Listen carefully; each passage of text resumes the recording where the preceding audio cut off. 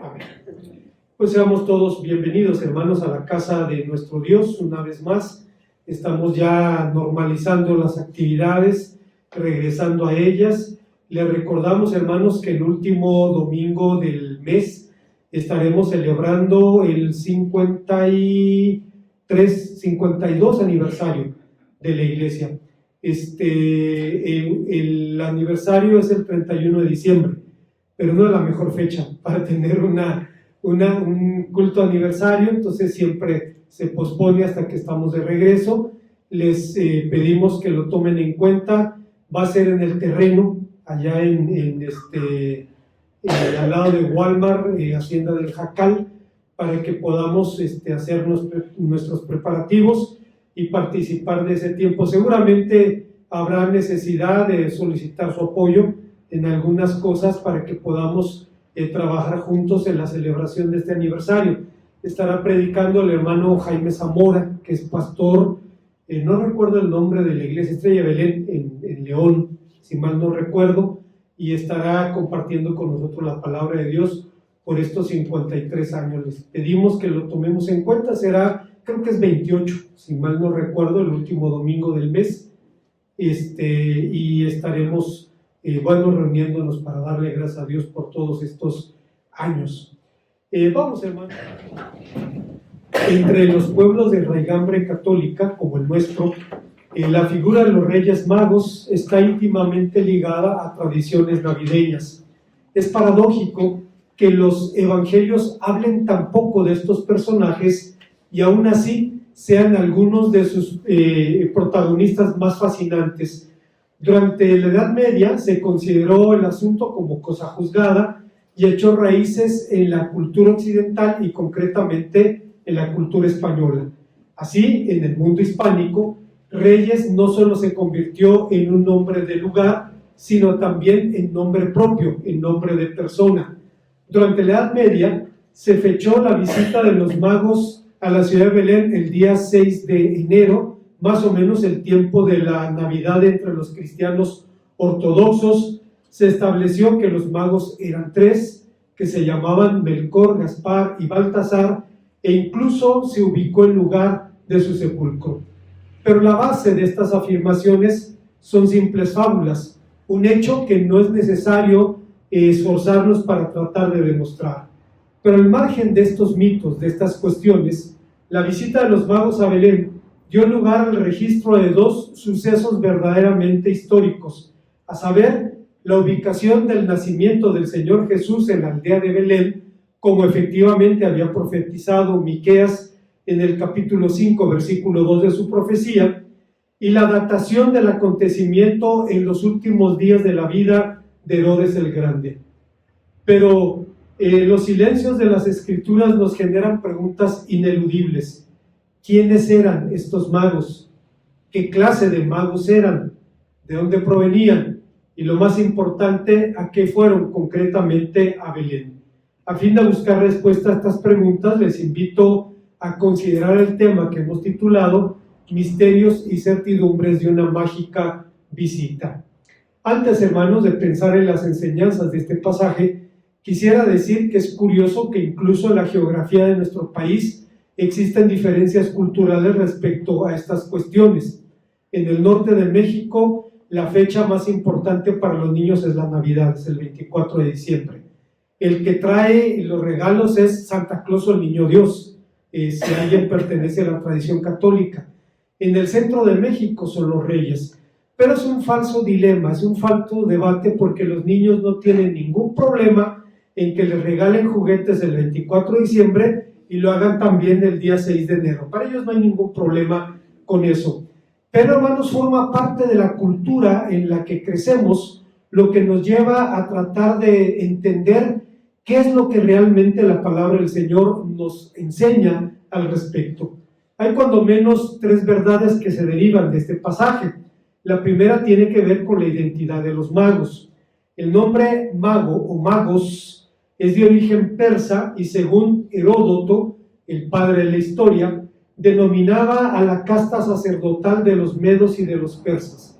En los días de Darío el Grande, estamos hablando más o menos del siglo V a.C., esta casta intentó hacerse con el poder en Persia, pero al fracasar en su tentativa abandonaron sus ambiciones políticas para consagrarse a tareas sacerdotales.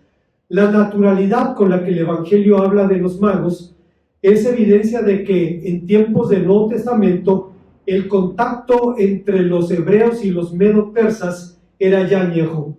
Mucho antes, en los libros tardíos en el Antiguo Testamento, se habla con familiaridad de esta región del mundo. Recordaremos que se habla de esta zona del mundo en Esdras capítulo 1, versículo 1, Ezequiel 38:5, Daniel 6:8, pero los libros históricos dieron fe del contacto entre ambos pueblos en el marco de la cautividad asiria.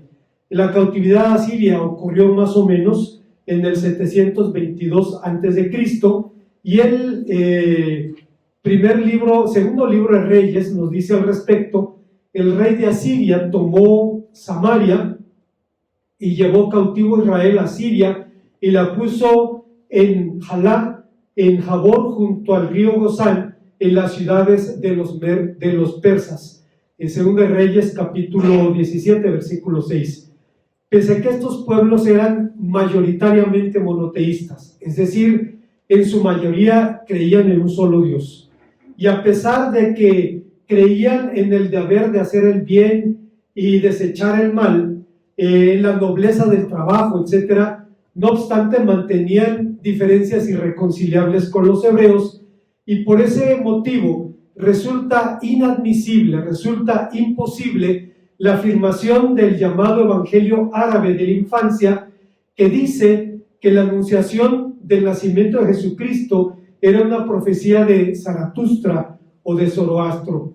Pero, ¿cuándo ocurrió esta visita? Si Herodes el Grande murió en el año 4, en la primavera del año 4 antes de Cristo, se podría ubicar la fecha del nacimiento del Señor Jesús más o menos en el año 5 antes de Cristo. Fue en esa época en la que hubo un poderoso moverse del Espíritu Santo en el mundo. Podemos recordar a un historiador pagano romano, Cayo Suetonio, quien decía, fíjense ustedes, estaba establecida y difundida en todo el Oriente la creencia de que en aquella época sería el destino de los hombres de Judea gobernar el mundo. Estamos hablando de un hombre pagano que escribe en su libro La vida de los 12 Césares. Dice, en tiempos del nacimiento de Jesucristo había una convicción en el mundo de que el Oriente crecería en poder y sería el destino de los hombres de Judea gobernar el mundo. Publio Cornelio Tácito dijo también que había la convicción de que en esa época el este crecería en poder y que gobernantes de origen judío adquirirían un imperio mundial. En el mismo tenor, un historiador judío, Flavio Josefo, afirma que los judíos tenían la certeza porque en aquella época uno de su raza se convertiría en gobernante del mundo habitado. En cuanto a los judíos lo entendemos perfectamente, conocían la profecía. En cuanto a los paganos, ¿cómo llegaron a esta convicción? Debemos recordar que el Señor Jesús nos dice en el Evangelio según San Juan, el viento sopla donde quiere y oye su sonido, mas no sabes de dónde viene ni a dónde va. Así es el que nace del Espíritu. Que el Espíritu de Dios se mueve libremente, y ahora los teólogos cristianos no tienen ningún problema en reconocer que el Espíritu Santo se mueve también en las otras religiones con el propósito de llevar a los hombres a los pies de Cristo. Pero volviendo a nuestro relato, ¿de dónde surgieron los nombres de los magos, el color de su piel, su nacionalidad y hasta sus medios de transporte? Fueron simples intentos por armonizar el relato evangélico con mitos populares de la Edad Media, pues si Cristo era el rey del mundo, era necesario ver a estos personajes como representantes de los pueblos de Asia, África y Europa, es decir, representantes de los descendientes de Sem, Cam y Jafet. Estos visitantes tendrían que ser necesariamente reyes, Pues acaso no había dicho el profeta Isaías en el capítulo 60, versículo 3 de su profecía: y andarán las naciones a tu luz y reyes al resplandor de tu nacimiento. Estrictamente hablando, Tertuliano, un padre apostólico del segundo siglo, fue el primer autor cristiano que habló de la identidad de los magos. Finalmente, la idea de que eran tres tuvo su origen obviamente en el número de presentes que llevaron al Señor Jesús.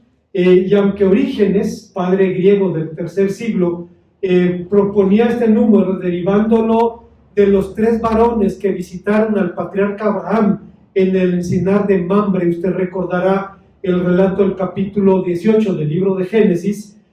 No obstante, la Biblia calla sencillamente esta información porque era irrelevante frente al propósito superior del largo viaje de estos personajes. Había un propósito más grande todavía. Hay una segunda enseñanza, y es la que tiene que ver con la procedencia de los magos.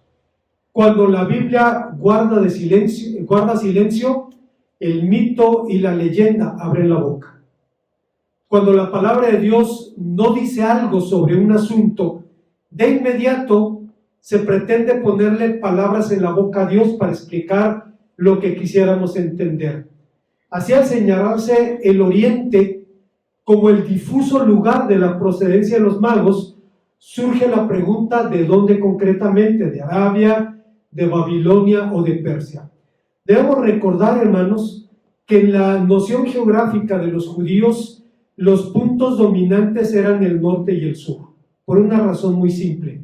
Claro que había conciencia de que había pueblos en otros lugares, pero esos pueblos del oriente siempre llegaban por el norte, debido a que Israel está rodeado por dos mares: un mar de agua salada, el mar Mediterráneo, y un mar de arena, el desierto arábigo. Y entre esos dos mares es una franja de tierra fértil, cuyo acceso principal era el norte, cuando se venía de Babilonia, de Siria, de Asiria, o el sur, cuando se venía de Egipto. Bueno, en la Edad Media se afirmó que los magos eran de India, Egipto y Grecia, y que habían sido bautizados por el apóstol Tomás, y que tras su muerte sus restos fueron descubiertos por Santa Elena y llevados a la Basílica de Hagia Sofía en Constantinopla, y de allí, dice la leyenda, fueron llevados a Milán y después a Colonia. Debemos recordar, hermanos, que en el mundo católico, en la Edad Media, la obsesión por las reliquias era una situación que daba prestigio a las iglesias que tuvieran más reliquias. Cuando Martín Lutero era profesor en Wittenberg y criticaba el asunto de las reliquias, decía: en Alemania, en cuanto a reliquias, tenemos lo mejor de lo mejor. 18 de los 12 apóstoles están enterrados en Alemania. ¿Qué es lo que estaba diciendo? Pues, hermanos, que hay apóstoles de más, hay huesos de más, y era un mercado muy lucrativo. Esto, hermanos, obviamente es un ejemplo de la necrófila, pero muy lucrativa obsesión católica por las reliquias de los santos. Hace unos años hubo una procesión aquí en Querétaro en donde llevaban un frasco con la sangre del Papa Juan Pablo II.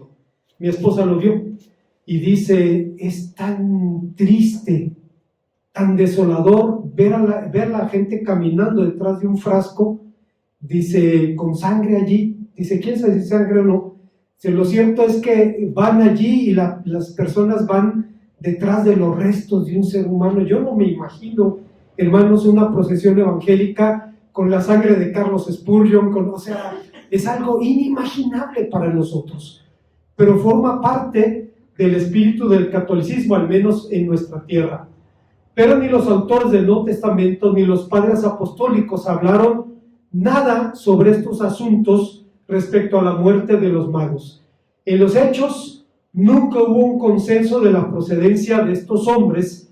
Orígenes decía que venían de Caldea, Justino Mártir que de Arabia, y Juan Crisóstomo y Cirilo y Clemente Alejandría decían que eran de Persia. Pero ¿qué clase de magos eran? Lo eran no en el sentido en que ahora entendemos, pues como antes señalamos, en Persia existía una casta sacerdotal llamada justamente así. Eran el equivalente o el paralelo a los levitas en Israel, de manera que resulta sintomático que en el contexto del Evangelio este nombre no tenga la carga peyorativa que existe en otros pasajes. Usted recordará, allá en el libro de los Hechos, capítulo 13, se nos habla, por ejemplo, de un charlatán llamado Simón el Mago. Se nos habla, por ejemplo, de que algunos cristianos en Éfeso tenían todavía sus libros de magia debajo del colchón, y después de un evento en donde Dios manifestó su poder, dice que sacaron los libros y los quemaron, e incluso Lucas da cuenta del valor de todos esos libros. Parte de esas colecciones existen todavía en la Biblioteca Nacional de París y en Londres también. Hay otro lugar, si mal no recuerdo, en donde los llamados papiros efesios, libros de magia, se conservan todavía y existen rituales y conjuros allí. Era algo común en el mundo pagano. Los magos eran el equivalente a los levitas de Israel, pero en este contexto no tiene una carga peyorativa. Es importante decir esto porque, estrictamente hablando, por magia se entienden ideas y usos que tienen por base la fe en fuerzas sobrenaturales. Según esta mentalidad, algunos objetos o ritos son capaces de producir, incluso a la distancia, efectos oscuros y poderosos. Es también característico de esta mentalidad la idea de que el mago obra en virtud de sus propios medios y poder, independientemente del poder de Dios y las leyes morales. El término hebreo kishuf, que la Biblia traduce generalmente como magia, proviene de alguna antigua raíz semítica de la denominada magia negra. De manera que a la luz de la Biblia no hay colores para la magia. Toda la magia es negra. Toda la magia está prohibida. La palabra de Dios condena todo este tipo de prácticas, como nos enseña Levítico capítulo número 19. Esa es la razón por la condena de esta idea en el marco de un monoteísmo radical que fuera de Dios no deja lugar a ninguna fuerza o potestad. Sin embargo, en este caso, las fuentes evangélicas no emiten un juicio de condena, de manera que si efectivamente estos magos procedían de Persia, su nombre no les vendría por la práctica de las, entre comillas, ciencias ocultas, sino por su pertenencia a una clase de sabios que, independientemente de su religión, eran depositarios del saber de un pueblo antiguo, originario del crisol de la civilización humana. Los magos de Persia, junto con otros grupos sacerdotales, fueron precursores de avances en la astronomía, en la medición del tiempo, en la medicina, en las matemáticas, la geometría, conocimientos que contribuyen o constituyen virtuales cimientos del actual desarrollo científico. Hay una tercera y última enseñanza en este pasaje. El texto nos habla, y creo que es su mensaje, de los propósitos de la visita de los magos. ¿Cuál fue la razón de esta visita? Los magos lo dijeron abiertamente a Herodes: ¿dónde está el rey de los judíos que ha nacido? Porque su estrella hemos visto en el oriente y venimos a adorarle. Lucas 2:2. Hasta aquí llegan las especulaciones, los mitos y las leyendas. Después de esta declaración, empiezan a develarse las certidumbres de esta mágica visita, que, a decir de la interpretación cristiana, tenía tres propósitos concretos. Primero, dar un testimonio cosmológico.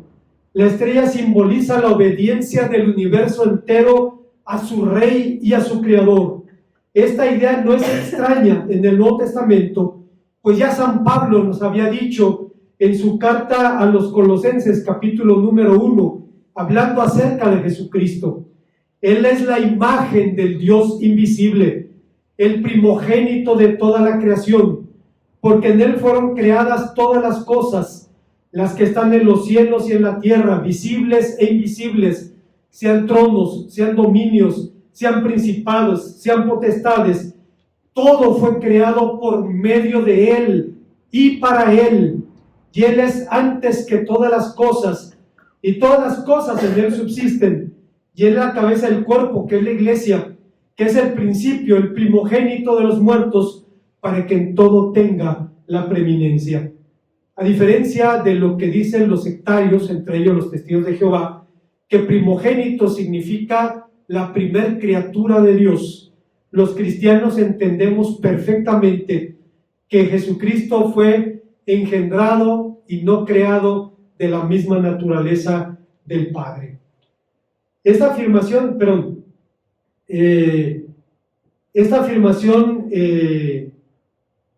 apostólica significa también que Jesucristo es el origen mismo de la creación, no solamente su agente, sino su meta y su fin. La creación no solo es suya, sino que fue creada para darle honor y gloria. Y mientras la creación cumple con su cometido, es sustentada por el poder de Cristo. De este modo, si Cristo es creador y sustentador, la meta y el fin del universo, así como es lo que el salmista resume cuando dice: los cielos cuentan la gloria del Creador y el firmamento anuncia la obra de sus manos. ¿Qué de extraño tendría entonces que en su encarnación el universo entero honrara a su Rey y a su Creador? Hay una segunda idea. Los cristianos hemos entendido que el propósito de esta visita era dar un testimonio universalista. El niño fue reconocido y adorado por extranjeros, tal como el Salmo 72 había afirmado. Es verdad que Israel recibió los privilegios de la primogenitura entre los pueblos, Romanos 9, 4 al 5. Sin embargo, la gracia de Dios apuntaba al mundo entero desde el llamamiento de Abraham. Usted recordará, y en el libro de Génesis capítulo 12, en donde Dios le dice: te bendeciré, serás bendición, y en ti serán benditas todas las familias de la tierra. Así que a fin de dar cumplimiento a ese primigenio designio de Dios, el Señor Jesús ordenó, por tanto, ir y hacer discípulos a todas las naciones, y gente de otros pueblos estuvieron en la presencia del Señor en su nacimiento para reafirmar lo que el Señor había dicho en la profecía. Y 3 fueron para dar un testimonio anti-herodiano. Herodes, ese árabe, ese idumeo usurpador que reinaba sobre la nación, no era el legítimo rey de Israel. ¿Saben, hermanos? Los judíos nunca intentaron forzar la conversión de nadie en su historia, solo una vez. Solo una vez. Después de la era de los macabeos, sometieron a los idumeos y los judaizaron a la fuerza. Y lo pagaron muy caro, porque le dieron a Herodes el Grande en la categoría de judío y el derecho a aspirar al trono de Israel, aunque no era del linaje davídico. Fue la única vez que lo hicieron y el precio que se tuvo que pagar fue muy caro. El verdadero rey era un auténtico betlemita, un príncipe davídico, que no fue reconocido por los poderes políticos y religiosos de su tiempo, pero el prometido gobernador que apacentaría a Israel. ¡Qué noticia para un paranoico como Herodes, quien siempre temió el día en que se presentara el legítimo dueño del trono que él usurpaba! Así que, Con esto en vista, los poderes políticos y religiosos fueron notificados no de la dignidad real de los magos, sino la del niño. Este niño era quien habría de venir. ¿Cuánta razón tenía el apóstol San Pablo cuando dijo en 1 Corintios capítulo 2, mas hablamos sabiduría de Dios en misterio, la sabiduría oculta, la cual ninguno de los príncipes de este siglo conoció, porque si lo hubieran conocido, nunca hubieran crucificado al Señor de la gloria. Como conclusión, como dijimos al principio, entre los pueblos hispánicos, la figura de los Reyes Magos es un elemento más de la celebración de la Navidad, y por esa razón, el poeta nicaragüense Rubén Darío escribió un poema donde dice: yo soy Gaspar, aquí traigo el incienso, vengo a decir la vida es pura y bella, existe Dios, el amor es inmenso, todo lo sé por la divina estrella. Yo soy Melchor, mi mirra aroma todo, existe Dios, Él es la luz del día, la blanca flor tiene su piel de lodo, y en el placer hay melancolía. Yo soy Baltasar, traigo el oro, aseguro que existe Dios, Él es grande y fuerte, y todo lo sé por el lucero puro, que brilla en la diadema de la muerte. Gaspar, Melchor, Baltasar, callaos, triunfa el amor, y su fiesta os convida. Cristo resurge, hace la luz del caos, y tiene la corona de la vida. Me sorprende la claridad exegética de Rubén Darío. Pero más allá de las fábulas desarrolladas durante los primeros siglos del cristianismo, la visita de los magos a Belén significó un evento paradójico, glorioso para los fieles y perturbador para la ciudad de Jerusalén y para el rey Herodes. Mateo capítulo 2, versículo 3, dice que cuando los magos llegaron y le dijeron a Herodes: ¿dónde está el rey de los judíos que ha nacido?, Herodes se conmovió y la ciudad con él. Cuando Herodes escuchó del nacimiento del dueño del cetro que usurpaba, tembló atemorizado y pensó que de hacer derramar más lágrimas a Raquel salvaría su reino. Pero iluso paranoico, cuánto bien le hubiera sido haber escuchado a otro megalómano del pasado, que humillado por Dios tuvo que confesar: mas al fin del tiempo yo, Nabucodonosor, alcé mis ojos al cielo y mi razón me fue devuelta, y bendije al Altísimo, y alabé y glorifiqué al que vive para siempre, cuyo dominio es sempiterno, y su reino por todas las edades. Todos los habitantes de la tierra son considerados como nada, y Él hace según su voluntad en el ejército de los cielos y en los habitantes de la tierra, y no hay quien detenga su mano y le diga: ¿qué crees que estás haciendo? De modo que la declaración del propósito de su visita por parte de los magos da fin a las especulaciones.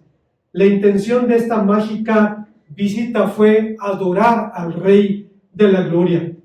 Pero según Orígenes, los presentes de los magos tenían como propósito dar fe de los futuros oficios del Mesías. Le ofrecieron oro, un presente digno de un rey. Le ofrecieron incienso, un presente para un sumo sacerdote. Y le ofrecieron mirra, un ingrediente necesario para embalsamar un cadáver, apuntando así a su sacrificio vicario. Los sabios de Oriente solo anticiparon el culto que un día daríamos al Rey de la Gloria, todos los pueblos. Este culto parte del reconocimiento de su dignidad real, de su divinidad, pero también de la certidumbre de que fue la razón última de su encarnación. Fue su inescrutable amor por nosotros lo que lo hizo venir a este mundo. Ante semejante visión del poder y del amor de Jesucristo, solo nos resta una entrega incondicional a Él. Curioso, hermanos, en la cultura anglosajona, la palabra magos nunca se usa. Se usa la palabra sabios, y es correcto, está bien, pero por alguna razón en la tradición española se prefirió dejar la palabra griega de origen persa, la palabra mago, y ha dado lugar a cierta confusión. Hace unas semanas perdón, uno de nuestros jóvenes preguntaba, ¿pero qué clase de magos eran? Le dije, te voy a mandar un tema para que lo estudies con detalle. Y hermano, nos permite ver que el centro, el protagonista, la idea central de este relato no son los magos de Oriente. No es si eran reyes o no. La lección es que a quien fueron a ver era el Rey de Reyes y Señor de Señores. Y fueron a dar cumplimiento a lo que la palabra de Dios había dicho. Las naciones andarán a tu luz y reyes a tu alumbramiento. Oremos a nuestro Dios. Gracias, Padre Santo, te damos porque nos permites una vez más recordar que Cristo es la razón y la meta de nuestra fe, el origen y la culminación de nuestra fe. Te bendecimos por esto, en Cristo Jesús. Amén.